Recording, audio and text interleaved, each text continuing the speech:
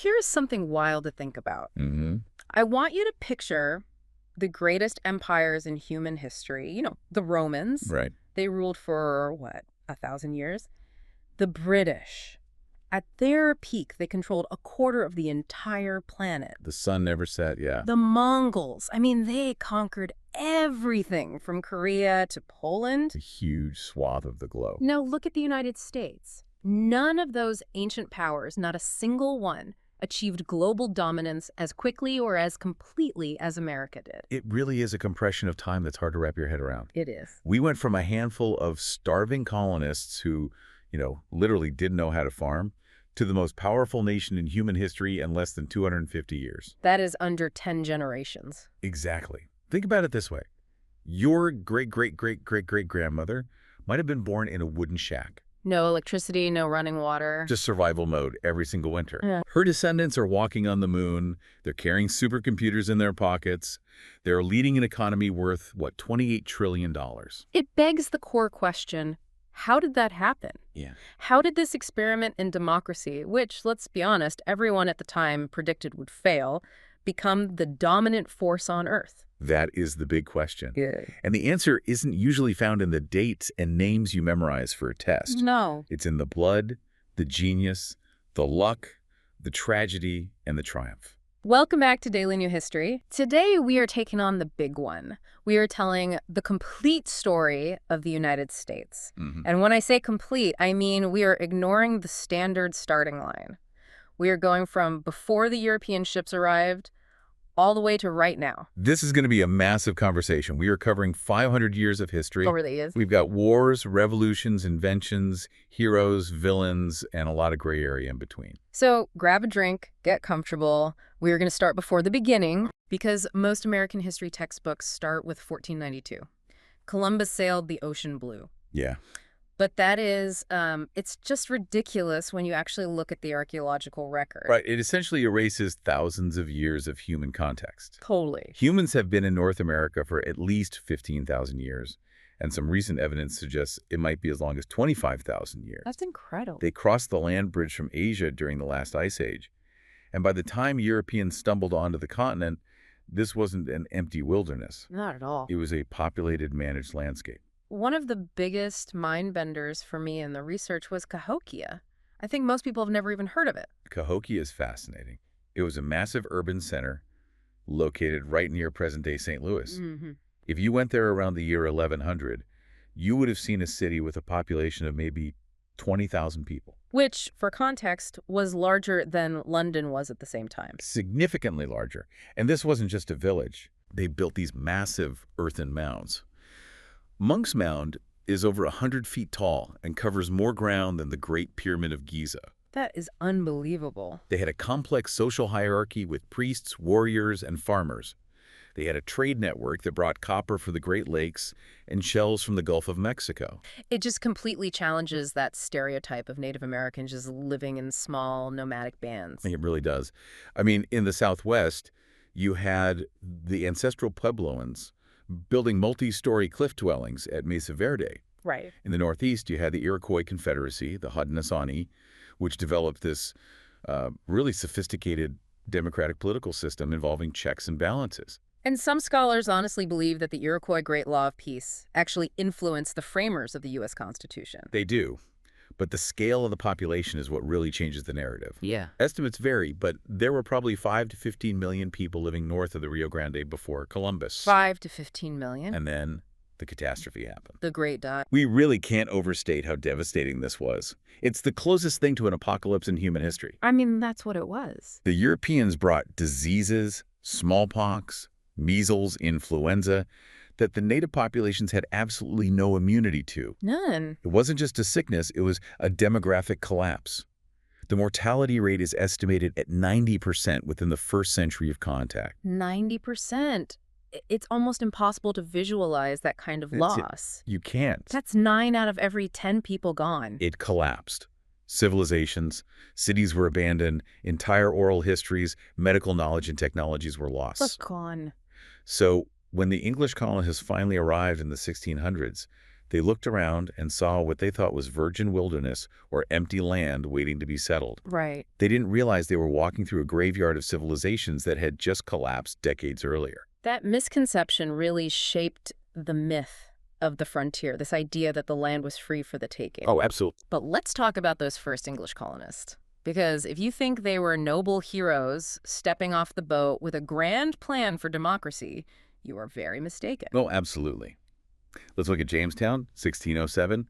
This is the first permanent English settlement. And disaster is putting it lightly. Yeah, that's an understatement. These weren't farmers. They were gentlemen adventurers. Mhm. They were second sons of aristocrats who showed up expecting to find gold lying on the ground like the Spanish found in Peru. Literally didn't know how to work. They refused to farm. They wanted to get rich quick and go home. And there was no gold.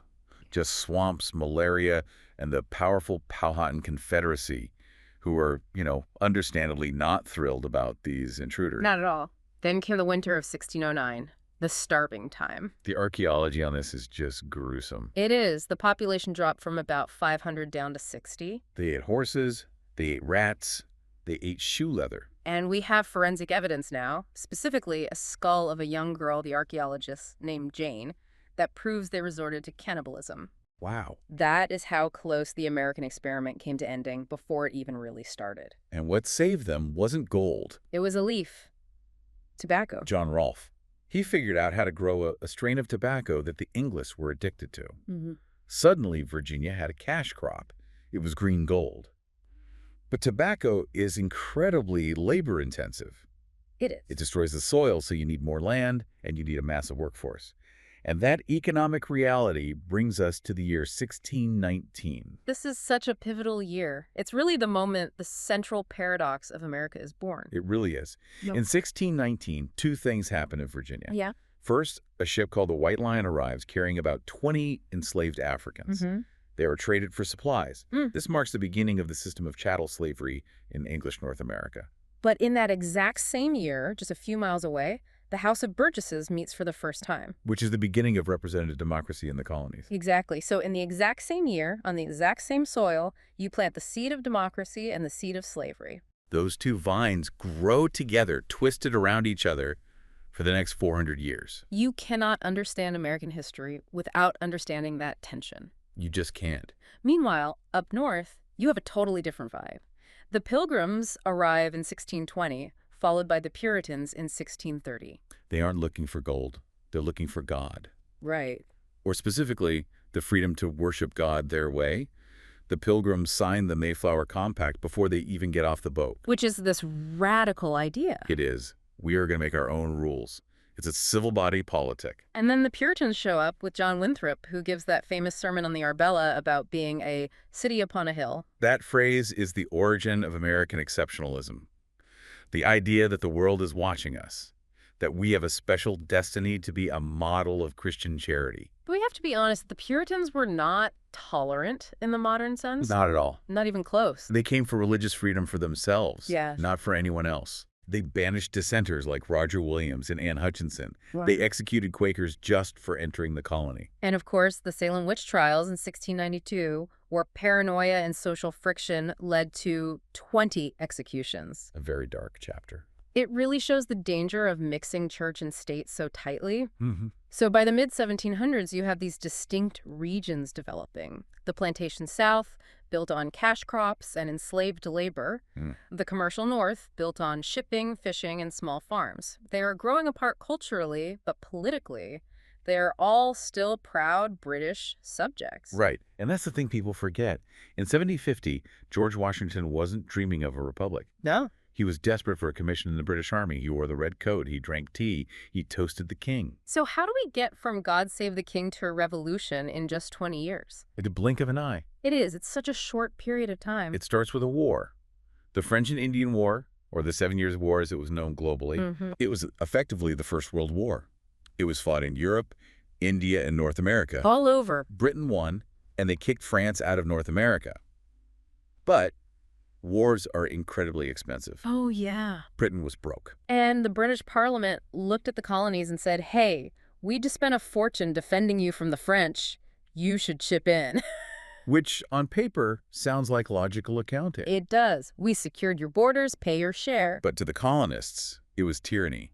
They'd been practicing salutary neglect, basically governing themselves for a century. Right. They had their own assemblies. Exactly. Now suddenly London is taxing their paper, their glass, their tea without asking. No taxation without representation. It wasn't just about the money. It was about the constitutional principle. Precisely. If they could tax you without your consent, were you a free subject or a subject with no rights? Right. It's a slippery slope. The escalation is just rapid fire here. You get the Stamp Act. Riots. The Sons of Liberty forming. Then the Boston Massacre in 1770, where 5 colonists are killed. Which was a PR disaster for the British. But interestingly, John Adams defended the soldiers in court. Yeah, which is fascinating. Because he believed in the rule of law. He actually got them acquitted. It shows the complexity of the founders. They weren't just chaotic rebels, they were legal minds. That's a great point. But then comes the Tea Party in 1773. Destruction of corporate property. The East India Company tea. And Britain overreacts. Massively. They passed the Intolerable Acts, basically putting Massachusetts under martial law, closing the port of Boston. And that backfired. Instead of isolating Boston, it united the colonies. Totally. They realized if Britain could do that to Massachusetts, they could do it to Virginia or Pennsylvania. And then the snap. Yeah. April 1775. Lexington and Concord. The shot heard round the world. It's messy. Nobody knows who fired first. But by the end of the day, the British are retreating to Boston, harassed by farmers with muskets. The war is on. And the Continental Congress appoints George Washington to lead the army. Washington is crucial here. He wasn't a military genius in the tactical sense. He actually lost more battles than he won. Right. But he was a symbol. He was tall, imposing, and critically, he was from Virginia. Which was so important. Having a Southerner lead what was mostly a Northern army was the only way to keep the colonies united. But let's be real about the odds here. This is David versus Goliath. It's worse than that. It's David versus Goliath, but David has no shoes, no gunpowder, smallpox is ravaging the camp, and half his team wants to go home for the harvest. That's a good way to put it. Britain had the world's best navy, a massive professional army, and hired Hessian mercenaries. And America had enthusiasm and home field advantage. That's about it. The low point comes quickly. They lose New York City. The army is shrinking. Washington is pushed across New Jersey. It looks like it's over. But then he crosses the Delaware. That Christmas night attack on Trenton saved the revolution. It really did. Militarily, capturing a few Hessians wasn't huge. Yeah. But psychologically? Oh, it was everything. It saved morale. It proved they could strike back. It convinced soldiers to re-enlist. And amidst this fighting, they issued the Declaration of Independence, July 4th, 1776. Thomas Jefferson's masterpiece. We hold these truths to be self-evident, that all men are created equal. It changed the framework of the world. It really did. It turned the war from a tax dispute into a universal fight for human rights. But we have to address the elephant in the room. The man who wrote, "All men are created equal," owned over 600 slaves. Yeah. He wrote those words while being served by enslaved people. That is the defining contradiction. The document excluded women, Native Americans, and enslaved people. Completely. But, and this is key, the promise of those words outlived the flaws of the men who wrote them. That's a great way to think about it. That sentence became a battering ram. Every marginalized group since has used Jefferson's words to demand their rights. Back to the war. The real turning point is Saratoga. Huge.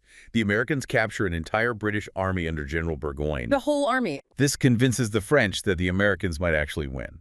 And France jumps in with money, ships, and troops. And we have to be clear. Without France, the revolution fails. Period. Full stop. No question. It ends at Yorktown in 1781. The British surrender. The impossible happened. But winning the war was actually the easy part. Right. Now you have to build a country. And that was the nightmare. Their first try, the Articles of Confederation, was a disaster. Complete failure. It was an overcorrection against tyranny. The central government was too weak. It couldn't tax, couldn't regulate trade, couldn't raise an army. States were acting like separate countries, putting tariffs on each other's goods. Exactly. You had rebellions like Shays' Rebellion in Massachusetts, and the government was powerless to stop them. So they go back to the drawing board. Philadelphia, 1787, the Constitutional Convention. It's hot. The windows are nailed shut to keep the secrets in. Can you imagine that room? And you have these brilliant minds, Madison, Hamilton, Franklin, arguing over everything. They are trying to thread the needle between too much order, which is tyranny, and too much liberty, which is anarchy. And the result is a bundle of compromises. The Great Compromise saved the convention by creating the House, based on population, and Senate, equal representation. But then you have the dark compromises, the three-fifths compromise. Let's unpack that because it gets misunderstood. It does. The South wanted to count enslaved people to get more seats in Congress. Right, for more power. The North said, no, they are property. They don't vote.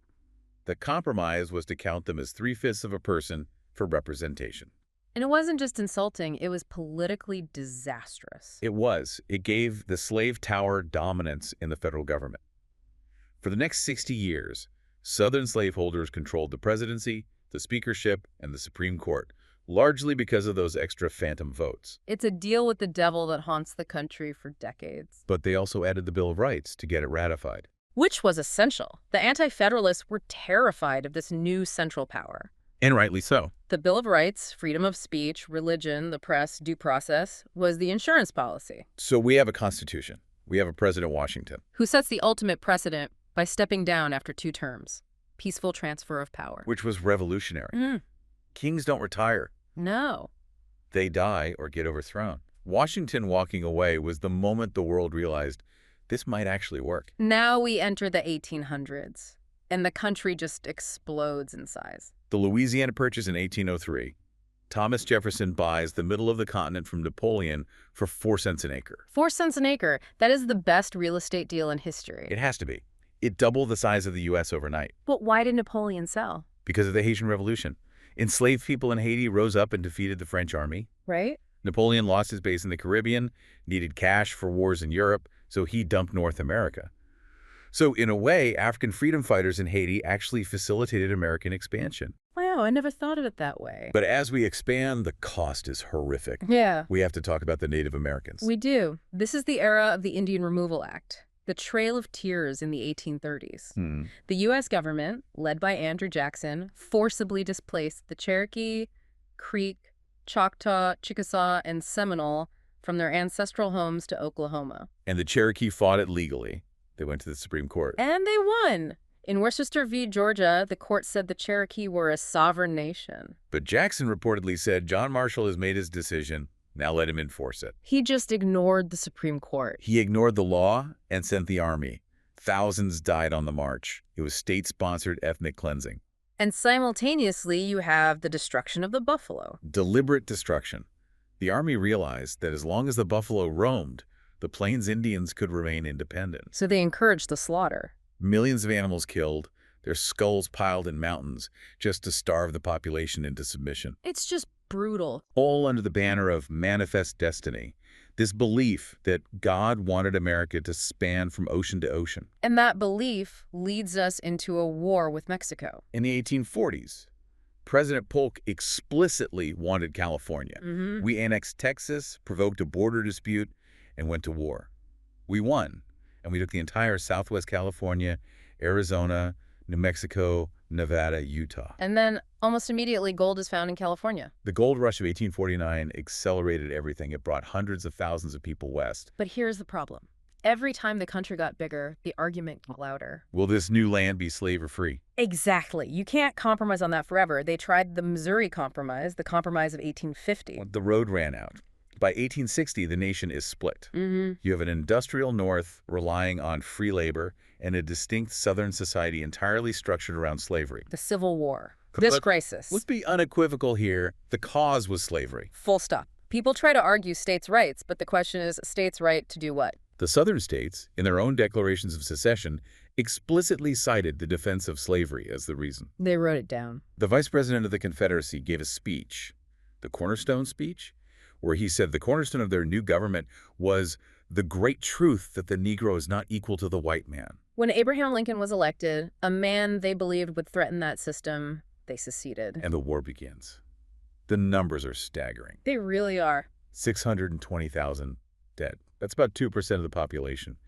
If that happened today, it'll be 6 or 7 million people dead. It's just a scale of death that's hard to fathom. And it was the first modern war. It was. You had railroads moving troops, telegraphs for instant communication, and industrial production. But tactically, they were still using Napoleonic lines. Exactly. They were marching into fire from rifled muskets that were deadly accurate at 400 yards. It was a meat grinder. Lincoln goes through this incredible evolution during the war. He really does. He starts by saying the war is just to save the Union. He says, if I could save the Union without freeing any slave, I would do it. But the war forces his hand. Enslaved people were escaping to Union lines, forcing the issue. Right. After the Battle of Antietam, the bloodiest single day in American history, he issues the Emancipation Proclamation. Changing the goal of the war. From Union to freedom. It was a strategic masterstroke because it kept Britain and France from helping the South. Ah, that's a key point. But morally, it transformed the conflict. And crucially, it allowed black men to fight. Right. 180,000 black soldiers joined the Union Army. They fought for their own liberation. The turning point comes in July 1863. 2 battles end almost simultaneously. Gettysburg and Vicksburg. At Gettysburg, Lee invades the North and is repelled. It's the high watermark of the Confederacy. And Vicksburg? At Vicksburg, Grant captures the Mississippi River, cutting the Confederacy in half. A huge strategic victory. And then you have General Grant and General Sherman bringing total war to the South. Sherman's march to the sea. He stopped chasing the enemy army and started destroying the enemy's ability to wage war, burning crops, twisting railroad tracks. It broke the will of the Confederacy. It did. It ends at Appomattox in 1865. But then, tragedy. Lincoln is assassinated just as the peace begins. This leads us to Reconstruction. And honestly, this might be the most tragic missed opportunity in our history. I think you might be right. For a brief moment, you had the Reconstruction Amendments. The 13th abolished slavery. The 14th granted citizenship and equal protection. The 15th granted voting rights to black men. And you had black congressmen. Yes. You had Hiram Revels taking the Senate seat that used to belong to Jefferson Davis. The irony is incredible. The backlash was ferocious. Glitched and brutal. White supremacy reorganized. The KKK rises as a terrorist organization. Black codes are passed to criminalize black life. And in 1876, the North basically gives up. They do. The election is disputed, a backroom deal is made, and federal troops are pulled out of the South. And the South implements Jim Crow. Segregation, disenfranchisement, and lynching become the law of the land for another century. Slavery ended, but the caste system remained. While the South is frozen in this racial caste system, the rest of the country is transforming at light speed. The Industrial Revolution, the Gilded Age. We went from a nation of farmers to the world's industrial juggernaut in like 40 years. The speed is incredible. Steel, oil, railroads. The U.S. becomes the largest economy in the world. And they're robber barons. Cool. Rockefeller, Carnegie, Vanderbilt. Rockefeller Standard Oil controlled 90% of the oil in America. He would be worth hundreds of billions today. Just staggering wealth. But this wealth came with massive inequality. You had immigrants living in tenements, children working in factories, 12-hour days, 6 days a week. Speaking of immigrants, this is the Great Wave. 20 million people between 1880 and 1920. But the source changed. It wasn't just British and Germans anymore. It was Italians, Poles, Jews, Russians coming through Ellis Island. It fundamentally changed the cultural DNA of America. It did. But the conditions were so bad that it sparked a reform movement. The progressives. People like Teddy Roosevelt. Right. He saw that corporations are becoming more powerful than the government, so he started trust-busting, breaking up monopolies. You had muckrakers like Upton Sinclair writing The Jungle. Which exposed the disgusting conditions in meatpacking, and that led to the FDA. And women fighting for the right to vote. The suffragettes, Alice Paul, Susan B. Anthony, they were beaten, force-fed in prison. Just a brutal fight. It took decades of brutal activism, but they finally won with the 19th Amendment in 1920. Then the world catches fire. World War I. America tried to stay out. Isolationism was still deep in our bones. Mm-hmm. But eventually, German submarines sinking merchant ships dragged us in 1917. We emerged as a true military power, but then we immediately retreated. Yeah, we refused to join the League of Nations. Then we went back into our shell and entered the Roaring '20s. The Jazz Age. It was a party. Mass production, the Model T Ford, the radio, the movies. But it was built on a bubble of credit and speculation. And the bubble popped. 1929, the crash. The Great Depression. It wasn't just a recession, it was a total collapse. The stock market lost 90% of its value. Unemployment hit 25%. And And Yep. nature piled on with the Dust Bowl, destroying the farmlands of the Midwest. Enter FDR and the New Deal. Franklin Roosevelt fundamentally changed the government's role. Mm. Before this, if you were starving, the government said, good luck. Right. FDR said, no, the government has a responsibility. Social Security, minimum wage, unemployment insurance. He saved capitalism from itself. But what really ended the Depression was World War II. Pearl Harbor, December 7, 1941. It ended isolationism forever. Mm-hmm. The Japanese attack unified the country instantly. The U.S. mobilized like nothing in history. We became the arsenal of democracy, producing more planes and tanks than everyone else combined. And we have to mention the dark side here, too. Japanese internment. A massive civil liberties failure. We took 120,000 people of Japanese descent, most of them U.S. citizens, and locked them in camps in the desert. And we didn't do that to German Americans or Italian Americans. It's what made purely racial. The war ends with a new, terrifying weapon, the atomic bomb. Hiroshima and Nagasaki. It ended the war, but it started the atomic age. A new era for humanity. And in 1945, America stands as the sole economic superpower. Europe is rubble. Asia is rubble. America has the bomb and half the world's GDP. But peace doesn't last. We go right into the Cold War.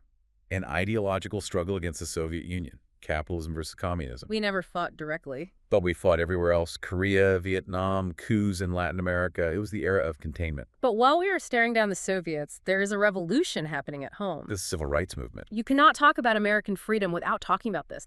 This was the second It Reconstruction. really was. Dismantling Jim Crow, Rosa Parks, Martin Luther King Jr., Malcolm X. It was the strategy of nonviolence meeting state brutality. And it was televised.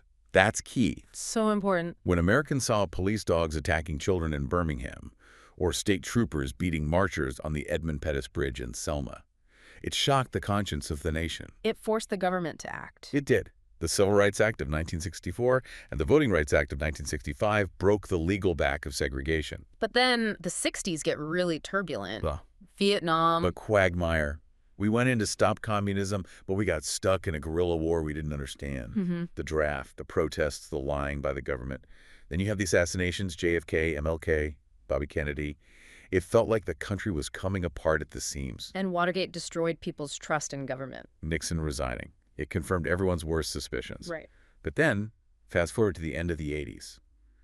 The Soviet Union collapses. The Berlin Wall falls. It felt like the end of history. We won. We thought liberal democracy and free markets were the final answer. The 90s were this period of globalization and the internet boom, American innovation leading the world. And then the modern era begins on a Tuesday morning, September 11th, 2001. The trauma of that day changed everything. The war on terror, the invasions of Iraq and Afghanistan. The Patriot Act. We traded privacy for security, and we squandered a lot of global goodwill. The 2008 financial crisis shook the economy. And the political landscape fractured. You had the milestone of Obama's election, the first black president, which was a moment of immense hope. But it also triggered a fierce backlash, the rise of populism, the Trump era, and the fragility of our institutions exposed on January 6th. And here we are, 2026, dealing with AI, climate change, and trying to figure out what democracy looks like in the 21st century. It is a lot. But if we step back, there are these themes that keep coming up. Let's look at those. Take the American dream. It's the core mythology, the idea of social mobility, the ladder. Right. But we have to ask, is the ladder still there? For a long time, barriers of race and class kept people off it. Now, inequality is making the rungs further apart. So the dream is harder to reach. It is. But the belief in it is still what drives people here. And immigration, it's a cycle. Always. Every group that arrives faces discrimination. The Irish were told, no Irish need apply. The Italians were called criminals. The Asians were excluded. Right. Then they assimilate and often, sadly, join in the nativism against the next group. But that constant influx is what keeps America dynamic. It's the engine. And innovation. We have this tension between exploitation wiping out the buffalo, chopping down the forests, and conservation creating national parks. Right. The two sides of the same coin. But we are also the hub of invention. The light bulb, flight, the internet, AI. There is a spirit of pragmatic problem solving. We can fix this. That is very American. So what does this all mean? We've looked at 500 years. The core lesson for me is that democracy isn't a machine you just turn on and walk away from. No. It's a garden. You have to tend it. You have to pull the weeds. Progress is not a straight line. not at all. It can go backward. Reconstruction proved that. We went backward for 100 years on civil rights. And history isn't made by statues. It's made by people. Ordinary people. We the people. Yeah. The founders started it, but abolitionists, suffragettes, union workers, civil rights activists, they are the ones who expanded the definition of people. They forced the country to live up to its own words. Exactly. That is the takeaway. Don't be cynical, be engaged. Exactly. Cynicism is easy. Citizenship is hard work. But looking at this impossible rise, looking at where we started, it's worth it.